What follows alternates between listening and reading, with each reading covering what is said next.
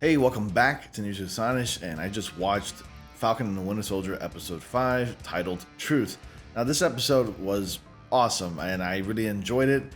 We got to finally catch up to see what happened after, freaking Captain America, or in this case, U.S. Agent, finished smashing that guy, with his shield.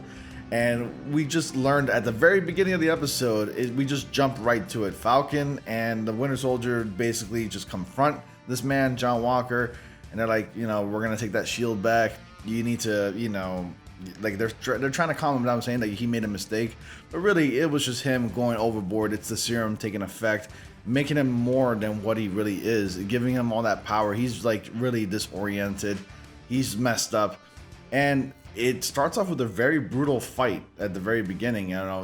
Falcon and the Winter Soldier end up tussling with basically John Walker's character, and they're fighting and they're trying to get that shield off of him and knock him out. So I had theorized that maybe John Walker was going to get court-martialed, but in fact they're not going to do that. Instead, they're going to relieve him of the position of Captain America, and he's no longer Captain America, which leads to something really cool towards the end of the episode, which I'll get into in a second. But the whole episode focuses on the Flag Smashers and what their end game goal is, because everything that they're trying to do, it's a little bit more it's very ambiguous at this point, right? We don't exactly know what Carly Morgenthau, which is the main character of the Flag Smashers, the main antagonist, we don't know exactly what her main end game goal is in this episode.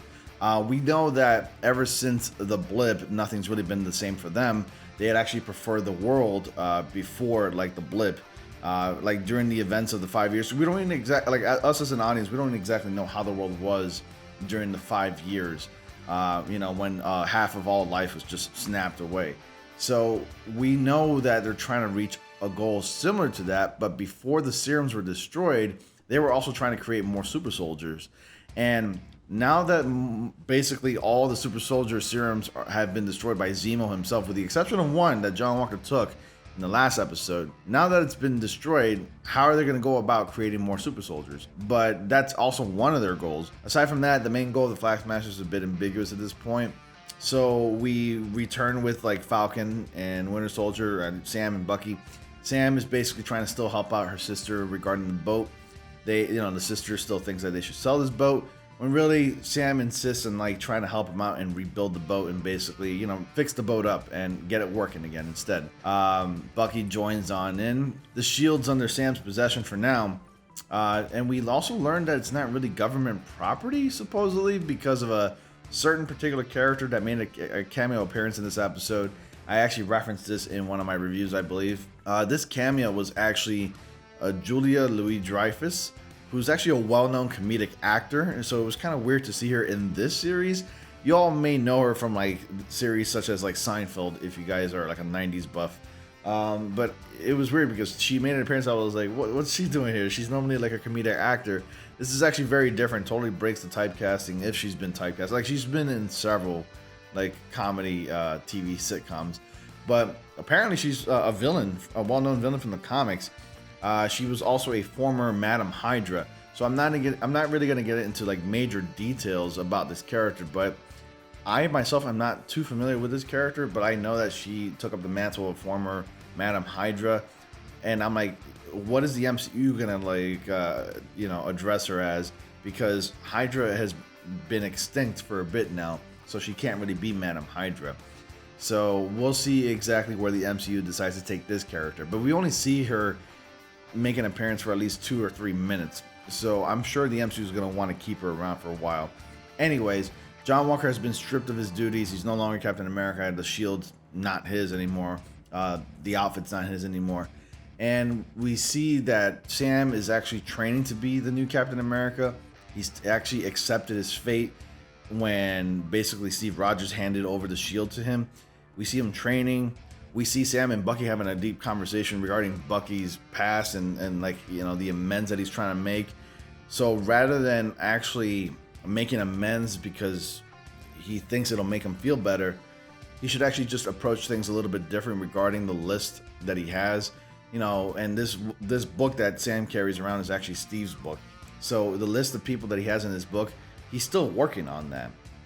And we have a lot going on through this episode. It does take a bit of a slowdown in the middle of like the series. Zemo has been taken back into custody. The Dora Milaje picked him up, and overall it was a great episode. I mean, a lot of heartfelt moments. We even see Sam even visit Elijah Bradley once again.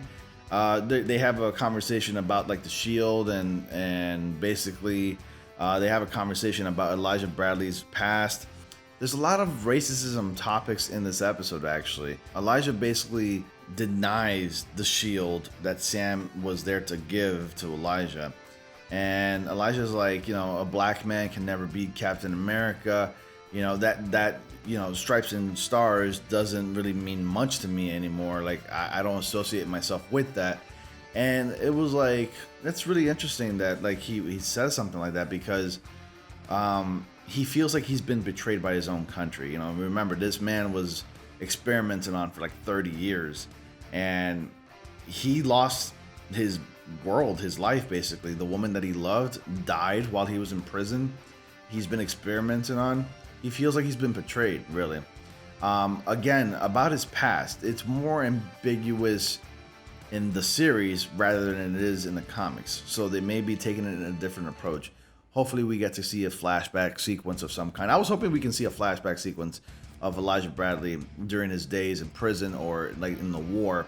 I was hoping to see something like that, but we actually never got to see anything like that before. And Elijah basically is this broken down man. Now Sam really wants to have justice, get justice for this man.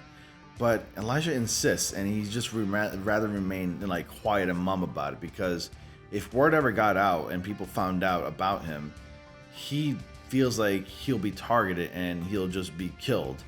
And this man is scared, so he would rather be in hiding and just be in peace and left alone, really. Overall, it was a great episode. A lot of topics were touched upon in this episode, specifically this one, especially with racism.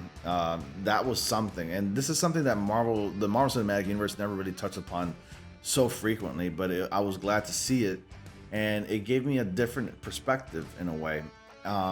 Overall, the episode ends with Falcon, Sam Wilson training to be the next Captain America. We get a classic montage of him tossing around the shield, jumping around, running around. It kind of reminded me of a Rocky montage. If any of you ever seen Rocky, definitely you will know exactly what I'm talking about when you watch this episode.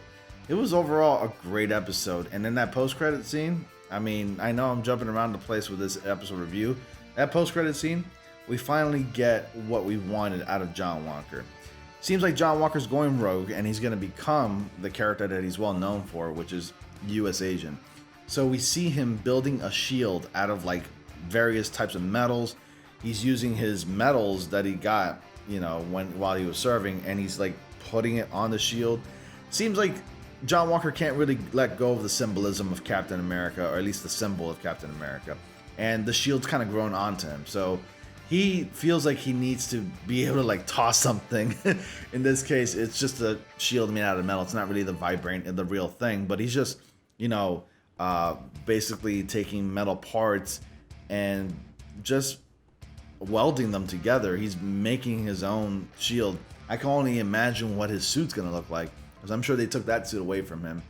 And I think we're going to get a rundown version of Captain America, which is U.S. Agent. He's probably going to wear a lot more black and red and white in this version. And he's basically Captain America gone rogue.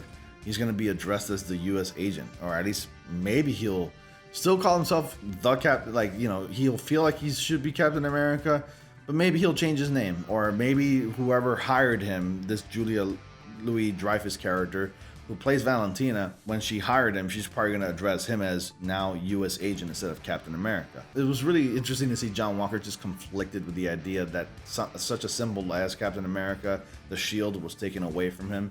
And he feels like he needs to do something. So he's gone rogue, basically. And I can only imagine what that's going to be like in episode 6, which is the series finale.